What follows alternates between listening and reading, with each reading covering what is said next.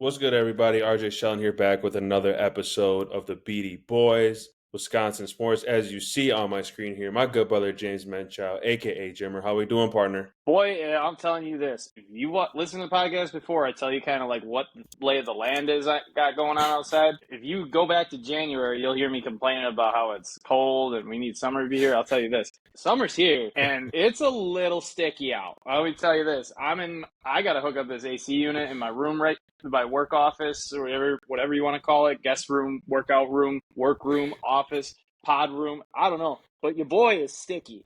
And so I might need to throw this sumbitch together and get some cold air to cut out this humidity, because it is a sticky one, but we're going to power through it. No pain, no gain. And we're going to get into this right now. No, we definitely are. Well, let's go ahead and just hop in here to obviously our Green Bay Packers. The season last year, they were 11-6, third in the NFC North. Kind of some numbers to go ahead and go from an offensive perspective. So we're going to go ahead and talk about the offense, kind of a pre-notion on this end when it comes from us of what we're expecting and what we think is going to happen. So the offense last year, they were 8th in points per game, 12th in yards passing, 5th in rushing yards, 8th in total TDs. Turnovers, 18th and 1.1. Yards per gain or carry, however you want to go, was 6.5, which was 5th. That's very good. As I went ahead and said, I mean, looking at kind of the key components, being top 15 is huge. And I'm also looking just via what I have here on Reel, which is an incredible app. And then just the stats, your normal stats, that we were the most total offense. I think we were like 6,000, and above. So that was the most in the NFL. Long-winded, but this is going to be another big year for the Green Bay Packers. I mean, we're going on Jordan Love's, third year starting. There's a lot of things that need to be answered because we got the team to do it. If you look at us on paper, without even starting a game, you're like, holy shit, we got guys that can play. And we got guys from this draft this year that can go ahead and give us over the hump as we did the previous year. So we can go ahead and break this down. We'll just start with the pass game, right? What are we thinking and what are our ideal season when it comes to the passing game for the Green Bay Packers? It's not tough to say, but I don't think it's going to be important, obviously. But you just invested really heavy into the offensive line, and not like a huge amount. Like, you gave a big contract to Eric Banks. What that did was that set you up for the future, but it also helped you out now because obviously you lost your center in Josh Myers. I was actually kind of happy about that because Josh Myers was statistically one of the worst centers in the league. Now you just kicked your best lineman into his natural position, which is, again, hard in Elton Jenkins, which is also hard to say because he can play any position at an all-pro level. But you just put him there, and then you put a bigger body in Aaron Banks. And Aaron Banks, if y'all want to go look up his height and weight, he's a boy. Like, good luck. So you put him and Elton Jenkins inside. You set up more for the run game, which people were complaining that they ran the ball too much. But as you just said, they were one of the most efficient offenses in the league. Why? Because they averaged 6.5 yards a carry. Like, if you can compile that, and this is what everybody got on Matt LaFleur about last year, was not enough play action, not enough play action, not enough play action. And then Matt LaFleur kind of rebutted with, I don't know what statistically is a play action anymore. Or he basically kind of got into it, what's a fake? What's a play action? Are we talking token fakes?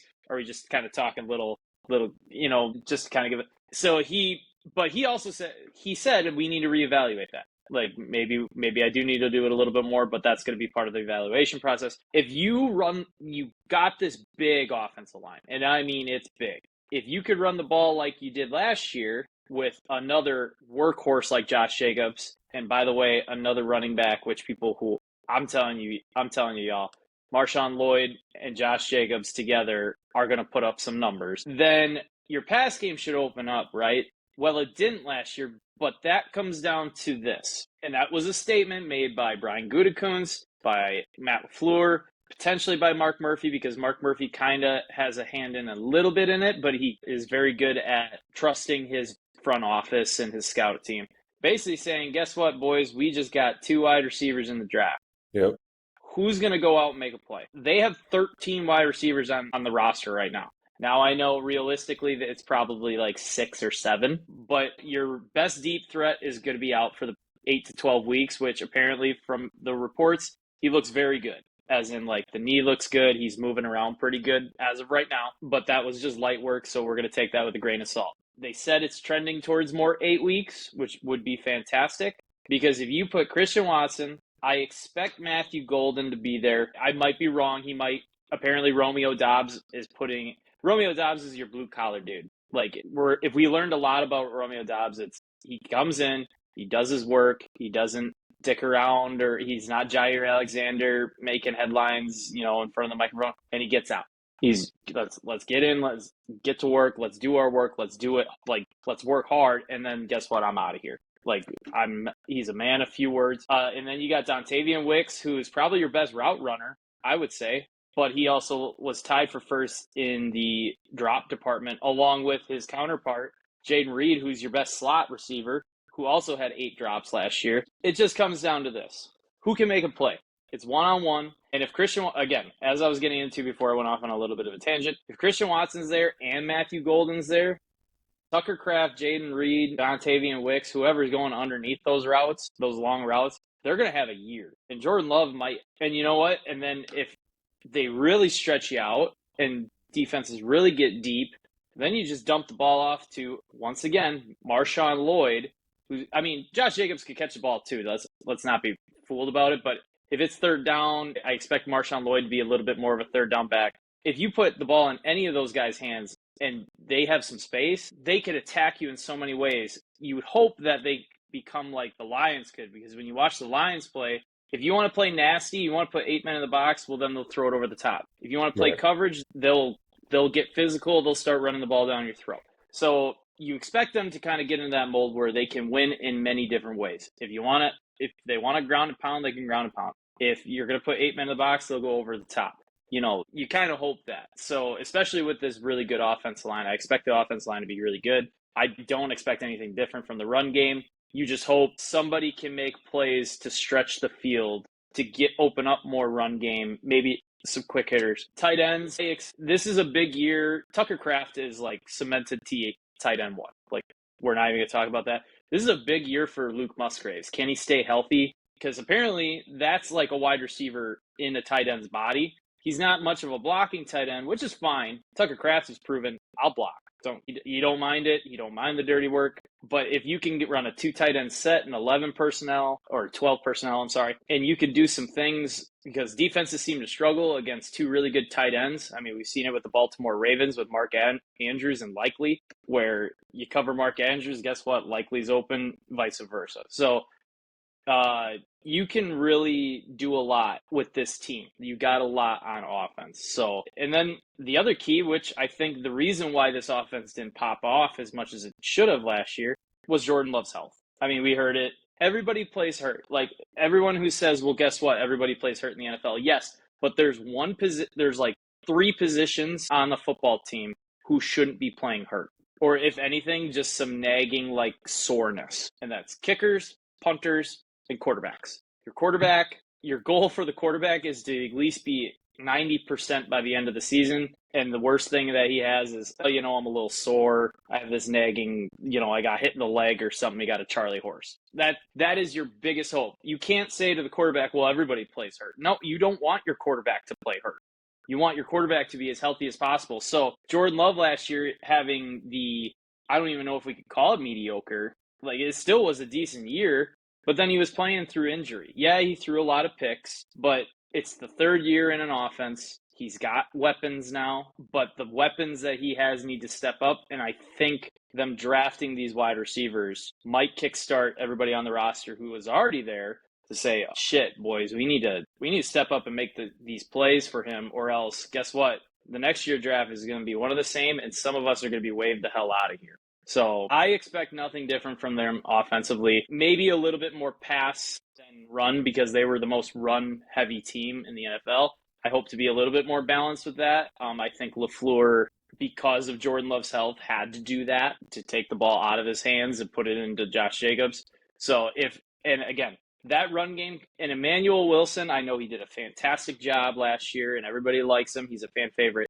Put Marshawn Lloyd in Emmanuel Wilson's spot and give him those touches, you might break one or two of those from wherever he was, because Marshawn Lloyd, and everybody said it in camp, even though, again, we have to take mini camp a grain of salt. They're just in jerseys, shorts, and helmets. But they said Marshawn Lloyd looks electric. He just moves differently. People talked about Montgomery and Gibbs. Jacobs and Lloyd could be the same tier of a two-headed monster. So, but again, you got to get through healthy. Keep Jordan Love upright as much as possible. Other than any other nagging injuries, I expect this to be improved offense from year 2. Hopefully the young kids can really kickstart these guys, because if they don't, if it doesn't, and we get more drops, it's really going to hinder the offense. We've seen what it can do with these drops. So hopefully it really kind of comes down to the wide receiver core, because again, the expectations for the running game are all the same. The expectations on the wide receiver core, and that's where all the pressure is. No pressure's on Jordan Love. If anybody's putting any pressure on Jordan Love, I think he's proven to be where, okay, he's played well enough. It's good. You led the league in drops last year. What more can Jordan Love do besides put sticky tape, something sticky on the ball so the goddamn wide receivers catch balls? We're hopefully going to improve through the passing game by simply just making plays and catching the damn ball. Winning one-on-ones, because that's what deep balls are all about too. You have to win some one-on-ones. You've played the position. Sometimes it's just an island. Yes, Matt LaFleur tries to scheme some things where if you could get a safety to bite in a deep quarter or a deep third, and then you throw it over the top. But again, you need to stretch the field, and hopefully Matthew Golden can carry that load for the first 8 games until Christian Watson comes back. And then if you got a dual threat, deep threat, that could be scary. And you know how Jordan Love loves to take chances. So I don't want Jordan Love to not be less aggressive, because everybody's saying he makes these great throws. Well, he's being aggressive. He's got to have that mentality still. I know last year it bit him in the ass more times than not, but the first year, the reason why he had success is he took those chances and people made plays for him. So, but we're only in June. We'll see how training camp, when that comes around in July, comes around, and then we won't see anything in preseason. I don't know if Matt LaFleur will decide to play Jordan Love. I think he will, but Jordan Love's preseason last year was 3 plays, and it went 75 yards and a touchdown. So, and again, preseasons, the defenses they're seeing is, hey, we're playing cover 3. Okay, sounds good. Hey, we're playing 4 now. Okay, now it's 2. It's literally basic coverages. They're not running their best stunts up front. It's just, let's just play cover 3, cover 4, maybe a little cover 2. Keep everybody in front of you. Show the looks. Let's just make sure we're in the right spot, because we don't want to put anything on film. So, but we'll see. We went through how many years where Aaron Rodgers didn't play preseason, when in the beginning he did. So I think he'll probably get a series or 2, maybe a quarter. I don't think it'll be a quarter. I think it'll be a series or 2 if he does play. But again, wide receivers just got to make plays. If the wide receivers make plays, because I fully expecting the offensive line to be better than what it was last year, and it was pretty damn good. So if everybody can stay healthy, including the 6th man, Jordan Morgan, if Jordan Morgan can, and you have 6 offensive linemen, that could help a lot too with somebody having maybe a nagging injury and they just need a week. Like I could play, but if I do it, don't worry about it. We got guys. Let's just take this week. Let's get healthy to the end of the season type shit. Their schedule favors them early for that sense, where you have the early bye, and then you have the early Thursday night game as well. So then you get 10 days. So then you play, you get 4 days to recover, which I think is probably the best, because that's the healthiest as you're going to be all season to play a Thursday night game, except for if you were to play week 1. And then 3 weeks after that, you're off. And then you got a rough stretch until I'm pretty sure it's Thanksgiving.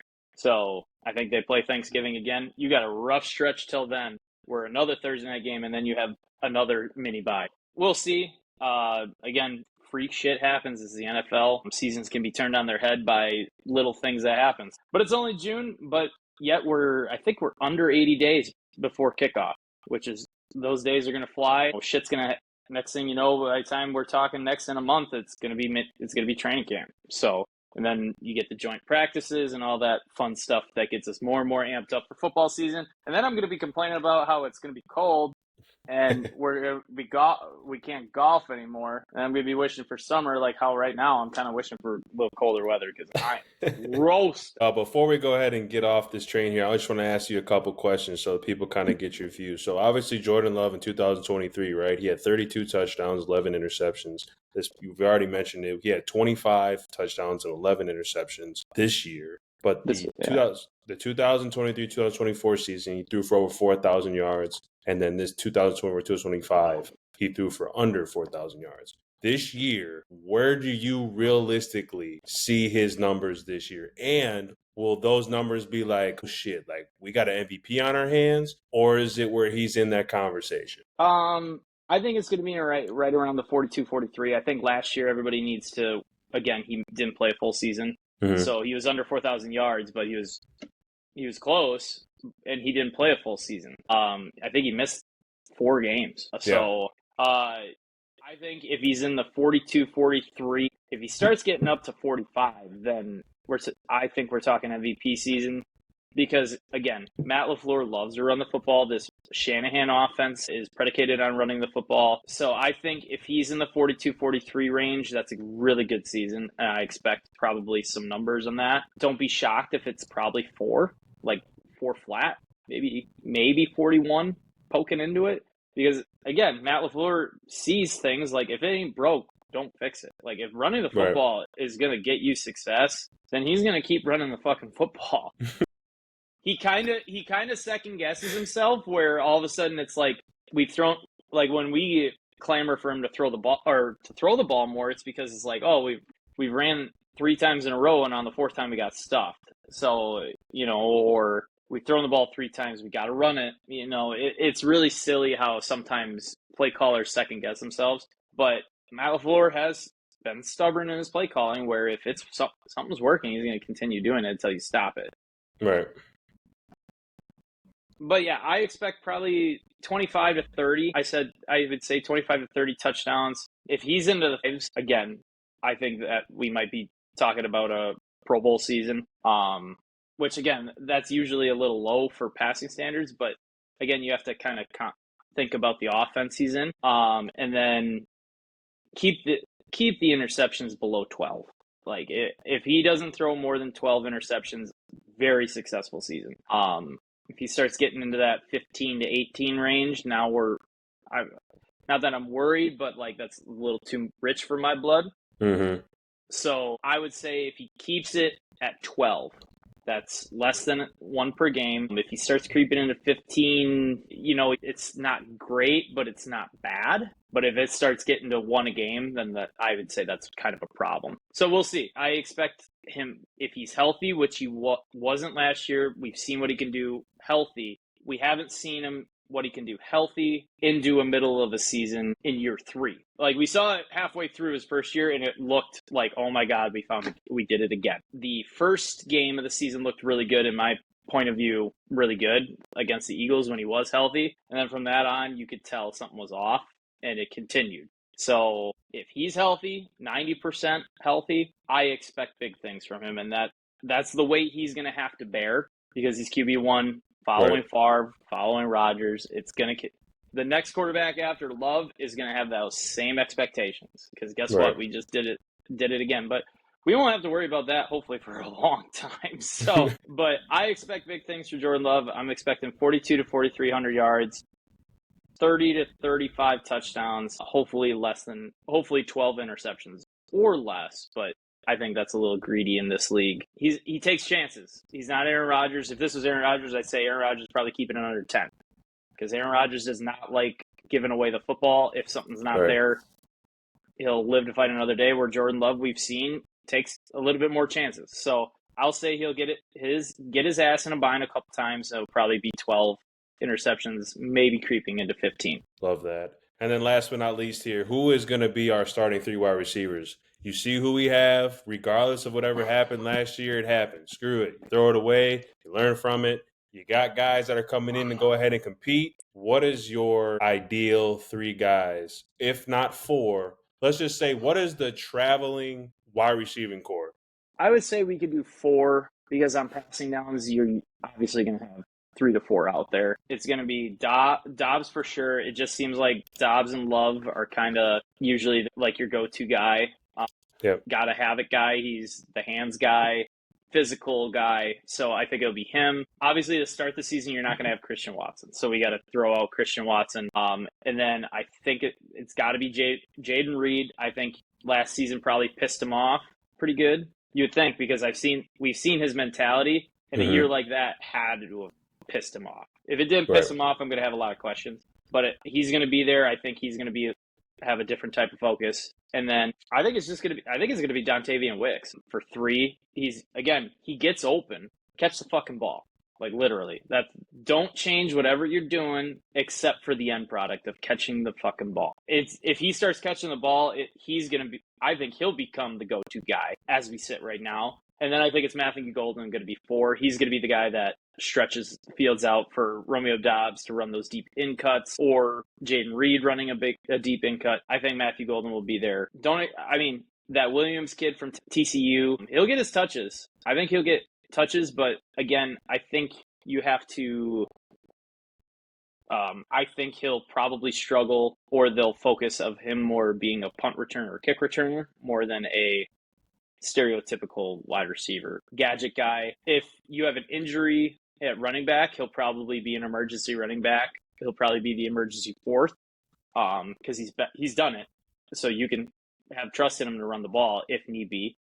Malik Heath's going to get cut again. He's been cut every year for like the past 3 years, and nobody's wanted him. And then he's gone on Green Bay's practice squad. Bo Melton's going to be there not for his wide receiver play, but for his special teams play. I think he's a very good special teams player. He's proved he's a good special teams player with a background that he can play corner as well. And I just want to address that too. He was a corner as well. Like it's not like they picked out a guy and said, go play corner with the Jair Alexander release. His brother starts at corner for the Arizona Cardinals. And he played corner, and they transitioned him to wide receiver in college. Well, that's an emergency move. But Bo Melton is there to be a gunner on kickoff and punt team. So he'll make the team, but not as a wide receiver. He'll make it more as a special teams guy. But everybody else, if you're a wide receiver, sorry, you getting waived. Bye-bye.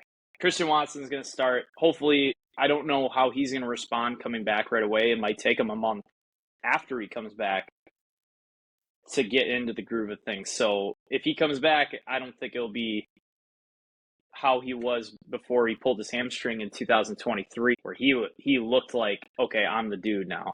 I think it'll probably take some time. It's a big knee injury, but he's young, thankfully, and the body heals when it's younger. And he looked good last year for like the first 6-7 games, and then the unfortunate knee injury. So we'll see. He's under a lot of pressure too. Don't get me wrong. I mean, all the talk his dad does on Twitter is burying him a grave, unfortunately. But also, he's a second-round pick who had first-round pick aspirations, and he really hasn't done much of it except for about 4 or 5 games. So we'll see, but I think your 4 starters, Dobbs, Reed, Dontavian Wicks, Matthew Golden. If Christian Watson comes back, you'll probably see a move being made. I don't know where, but I think you'll try to have 6 on the roster because, again, Bo Melton is there for special teams, and he's proven to be a really good special teams player. So he'll make the team via special teams, not because of wide receiver. No, I love that. Love that perspective. Yeah, man. You said under 80 days. We're just, next thing you know, we'll be talking about week 1 in the NFL season. So let's move on over to the Brewers. They are second in the NLC. Big week against the Cubs. They got 3 of them. They are in Chicago. They're playing at 7:05 today. Tomorrow, 7:05. And then the next day, they go ahead and face them at 1:20 p.m. We go ahead and get those 3. We'll be looking pretty good in our division. Talk to me a little about your brew crew, man. They've been doing their thing, and I say your brew crew, my brew crew as well. But you got to love the turnaround. It looked real scary. You know, pitching was a little bit of concern. We're kind of getting on the right end of that, but it's good to be in second right now in the NLC. Talk to me. So they had a big winning streak we talked about last week, which was good, but then they kind of came back down to earth against San Diego. They took 1 of 3 from them, and then Atlanta came to town, which Atlanta was struggling, only took 1 of 3 from them. So I was like, okay, here comes that inconsistency we were talking about. And then St. Louis rolls in, and the tone was set from game 1. when you, me, and the boys after golf watched this young kid of 23 years old walk into Miller Park for his first big league start and throw in. I watched his stuff. We all saw his stuff for the first time. We were like, whoa. He's making guys who have been in the majors for a good couple years look like they've never seen this type of pitching before. I mean, he's topping fastballs at 100, 101, 102, 99 consistently. And then he's throwing 95-mile-per-hour cutters, which is just ungodly to think about. 88-mile-per-hour curveball, and then he's throwing 92-mile-per-hour changeups. Like, that is not fair at all. And we talked about his command issues. He just looked like he was going out there and just saying, here's my stuff, y'all try to hit it. He unfortunately had a little bit of a ankle. It looked like he rolled his ankle in that start, and then they pulled him right away. But then they said it was cramps. It was thigh cramps and calf cramps. But he's slotted to start again in the Chicago series. And then Freddie Peralta goes out and gets you a 3-2 win. And then you drop one on Saturday. Jose Quintana didn't have a very good outing. And then Quinn Priester on Sunday. Quinn Priester was traded. We traded for Quinn Priester early in the season in April. And he didn't get off to the hot start. You know, everybody's asking, why are we trading? Blah, blah, blah. And all of a sudden, I think he's won his last 3 starts. And he's looked damn good. So you took 3 out of 4 from St. Louis, which is huge. Now, again, as you said, we propelled ourselves second in the NL Central. 5.5 games back. I feel like the past 3 or 4 weeks we've said that they're 5.5 games back. But now you get 3 versus the Cubs. And again, the Cubs have one of the best offenses in baseball. Right. It's going to be tough, but you got some of your best going out there for it. Thankfully, you got the young kid going tomorrow, which is good. I feel like that'll be really nice. You got, I think it's Quinn Patrick, I want to say. I might get that wrong. Chad Patrick, the rookie going out today, which enough. I'm not a huge believer in Chad Patrick right now. If Brandon Woodruff, you got 3 really good pitchers still coming back yet for Milwaukee. You got Brandon Woodruff, you got Josh Gasser, another big lefty that throws 95, 96, 4-pitch guy, really good stuff. And then I can't remember who the other one was. But and then you had the big trade, not the big trade, but then you had the trade for Aaron Savali, who requested a trade because he didn't like being moved to the bullpen. Well, be careful what you wish for, motherfucker, because you're going to Chicago White Sox, and that's not – he's probably going, now, hold on, timeout. I think we can make this work. Too late. You gone. When that happened and you had sent me that text, I was crying. I was like, they did him so dirty. But you still have 3 pitchers that are coming back, which I'm trying to find here. You got Garrett Mitchell, who has been assigned for a rehab assignment from his injury, so there's more outfield depth and another left-handed bat. So you got guys like you do have. Sorry, I'm trying to find. I'm not very well rehearsed. You got Nestor Cortez, who you traded for in the offseason. He would be a great arm. Robert Gasser, not Josh Gasser. Robert Gasser, who is. I mean, I don't think these boys are planning on coming back anytime soon, but that'll be a later. And then Brandon Woodruff as well pitched a bullpen session. Once those guys come back, you have a really, really nasty starting rotation, in my opinion, with Peralta, Mizorowski, Priester, if he keeps pitching like this. You'll probably send Chad Patrick down. I wouldn't be surprised if Brandon Woodruff and replaces Patrick. Maybe Quintana goes to the bullpen. You might have to designate some of those guys to the bullpen.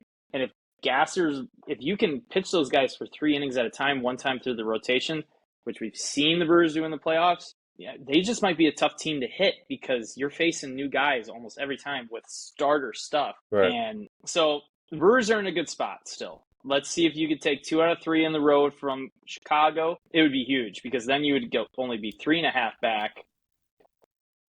And then after Chicago, again, we always look ahead for the next week before we reconvene next week. You go to Minnesota. Minnesota is kind of struggling a little bit. And then you go to Pittsburgh, which you should take 2 out of 3 there, and the only one you might lose is going up against big bad Paul Skeens. If you can survive Paul Skeens and maybe get a sweep there, then you come back home. You come back home to Pittsburgh after going to Minnesota, and then you face the absolutely piss poor Colorado Rockies. If you don't get 3 out of that, we have problems. We're going to have a chat. And then you Mhm. go to the Mets, which is, that could be a tough one. Like the Mets are a good baseball team. And then you go to Miami, and Miami should be one where you get 2 out of 3 at least. And then you finish up with 2 series at home against the Dodgers, which if you could get 2 out of 3 of the Dodgers, be fantastic. And then against the Washington Nationals, which I'm not even sure how they're really doing.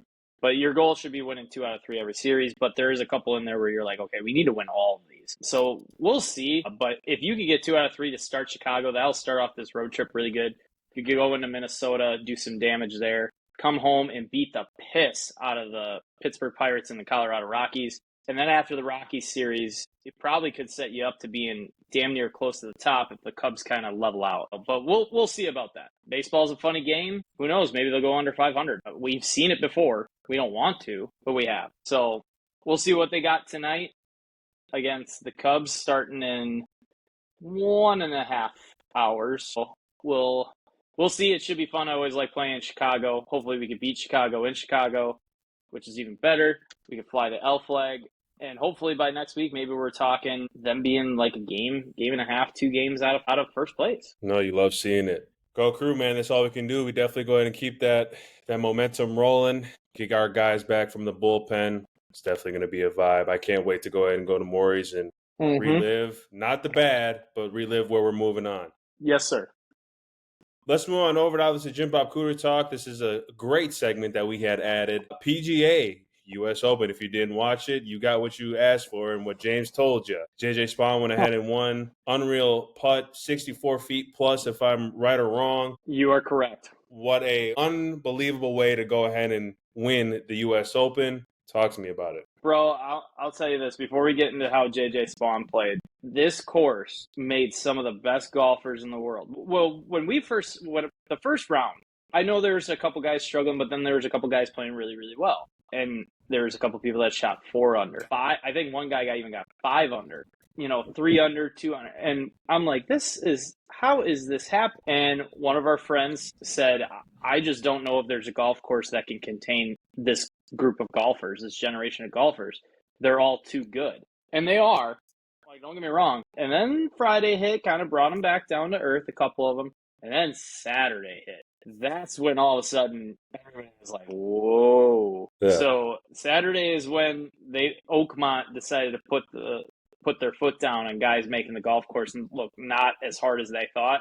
And then on Sunday, it was the same deal. One guy who was the winner was under par after the tournament was done. That's how hard this golf course played. It made Rory McIlroy act out like a child, throwing his clubs everywhere. It made Shane Lowry start swearing. It made Scotty Scheffler, I don't think the golf course made Scotty Scheffler play bad. I think Scotty Scheffler just played bad because on the range, you saw footage of him hitting practice shots because he just couldn't figure it out. And then he just kind of like put his head down like, what's going on?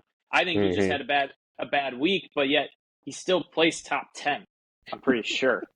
Scotty Scheffler, tied for 7th, and Scotty Scheffler didn't play well at all.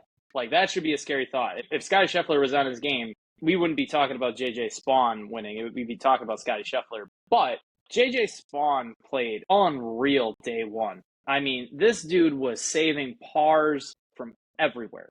And then on day 2, it was the same story. And then on day 3, it was like, okay, you're coming back down to earth. And then to start day 4, he went 4 over in 5 holes to start. And I was like, oh, well, that's the end of JJ Spaun. And then he just climbed and fought and grinded his way back. And I'm telling you, on the last shot, Victor Hovland was 3 feet out from him. So he got to go first, and they were literally in the same position. As soon as I saw that, where Victor Hovland was going first, I'm like, there's no way JJ Spaun doesn't 2-putt this to win. Because you and I both know, we play scrambles, and if we see a line, the chances of us making it are substantially better. And we're amateurs. And we can't even call ourselves amateurs. We're just Joe Schmoes who go out there and do this for fun. These guys are professionals. If they see a line, oh my God, it's damn near automatic for them. So JJ Spaun got that teach, and I watched Victor Hovland putt. I'm like, I know JJ's probably going to put this within 4 or 5 feet. Because it's the U.S. Open, 4 or 5 feet is the equivalent probably to 2 or 3. Right. Once it cleared that downslope and then it came back up about 6 feet in, I was like, oh, he's about to drain this. I'm like, go in. I was yelling at I was watching, not at home, but I was watching on my phone. I was like, oh, go in. And he drained it. I was like, oh my God, what a putt. And Right. I don't think there could have been a better shot to end for a guy to win on 64 feet. And if you've listened to me talk about golf, I have been JJ Spaun's probably biggest hater. And I was like, I don't want JJ Spaun winning, not because I have anything against the guy. I just want the best Ryder Cup team available, and I didn't think JJ Spaun was that guy. Well, JJ Spaun this year has been one of the most consistent golfers in the PGA Tour in the terms of finishing. He finished second, only to lose in a playoff to Rory McIlroy. He finished his first here. Think we can, unprepared looking up JJ Spaun's finishes this year. He has been moseying around the top, the top tens every year. So dating back, he finished third in the Sony Hawaii Open, finished second in a classic Genesis Invitational. He was tied for 34th. AT&T Pebble Beach Pro-Am, 33rd. Farmers Insurance Open, that's a signature event, tied for 15th. The Players Championship, I can't see what he did. I don't know why it's giving me, it says P2. I'm sorry, I'm not up to date on my, playoff 2, playoff second. Duh, we just talked about that, Jimmy. Masters, he finished 50th, but he didn't get cut. I mean, the RBC Heritage was second. Truist Championship was tied for 17th. PGA Championship was tied for 31st. Charles Schwab Challenge, he was tied for 6th. The Memorial, he gets cut. That was his worst. So in a signature event, he got cut. And that was the last golf he played, which was 2 weeks ago before this. And then he finished his first. So is he blowing away the scoreboard? No. But he's making cuts. He's always there on the weekend. He's been pretty consistent. And then finally, it was like a day where if he plays well, he at his best, which I think he will agree that this weekend was his probably best weekend he's ever played any golf, because this is the U.S. Open. The U.S. Open grinds you up and spits you out, and he refused to be grinded up and spat out. And he was the only person to finish under par, which is 1 stroke under par, which is a true U.S. Open fashion. So where does that leave JJ Spaun now? Well, we'll roll into it.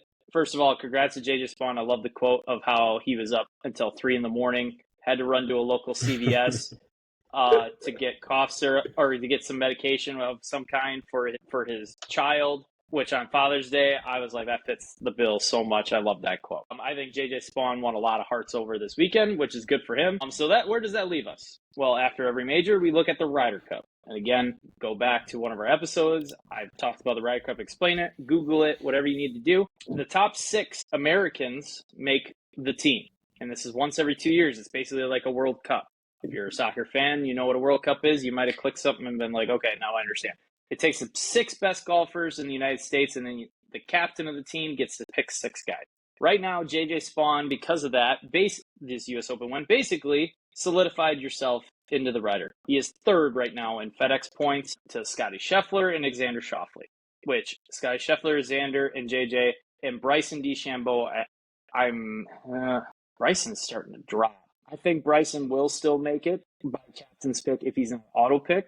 And then you got Justin Thomas, who did not have a good week at all, but he was not alone in that aspect. And Colin Morikawa, who had a so-so week, are your top 6. I like that top 6. And then you get into what other Americans had good or bad weeks. Well, everybody basically dropped a spot because JJ jumped everybody, but it still stayed the same with Russell Henley, Ben Griffin, Maverick McNeely, Harris English, Andrew Novak, and Brian Harmer rounding out your 12. Patrick Cantlay is just squeaking outside the top 12. And Sam Burns, who was the leader going into round 4 for the U.S. Open, actually finished tied for 7th. He did not have a good day, but he's around 14th. Cameron Young shot-putted people. I mean, yes, he did. Jumped 13 spots. So that finish alone could get him into the conversation.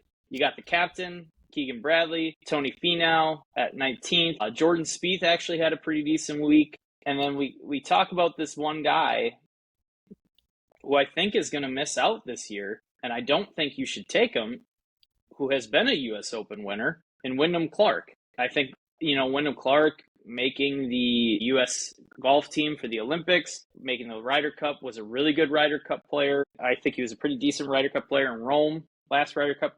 But right now, from what you see, it's going to be questionable if you could take him. So I think Wyndham Clark has played his way out of a captain's pick. I think there's other guys below him who may have a better shot at getting picked. Max Homa didn't even play this weekend. He's probably not going to make it. Hate to see Sahith Theegala down there. I think Sahith is one of my more favorite guys if you watch Full Swing. Just the way he plays, I really just enjoy watching him play. But other than that, I think as we dwindle down to September, when the Ryder Cup is, we're finding out more and more who's probably going to get picked. And I think Harris English is going to, like Brooks Koepka, I don't know if you could take Brooks. Or I don't know. I just don't know if you could take Brooks. He played all decent this weekend at the U.S. Open, but that's going to be the gamble pick. Patrick Cantlay is going to be there. Like, there's no doubt in my mind Patrick Cantlay is going to be there. Harris English has been another solid dude. Russell Henley's been another solid golfer. Maverick McNeely's been a solid golfer.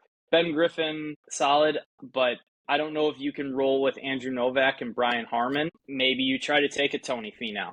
Plays with a lot of length, makes a lot of putts. And maybe because he just played in the U.S. Open, and depending on what he can do in the Open and the upcoming signature event, if he's playing in it, Jordan Spieth. Can you leave Jordan Spieth at home? Jordan Spieth has been a very good Ryder Cup player. If he has some really good, does really good this weekend at the Travelers Championship, and if he does really good at the Open and he gets into the FedEx Cup playoffs, I think you got to take him. But we'll see how it goes at the Open, which it's not the British Open anymore, people. It is the Open, which I don't like that because there's too much wordplay to the U.S. Open and the Open. You could have just called it the British Open or the UK Open, whatever you want to call it, because they always play it in the United Kingdom areas. That is July 17th through the 20th. That is going to be in 1 month on the dot. So we will see that, and it is going to be at Prestwick Golf Club in Scotland. So it was originally held at Prestwick Golf Club in Scotland. I am sorry about that. That was false information. It's at Royal Portrush in Northern Ireland. So you have two Northern Ireland players, Shane Lowry and Rory McIlroy, going home and having home field advantage.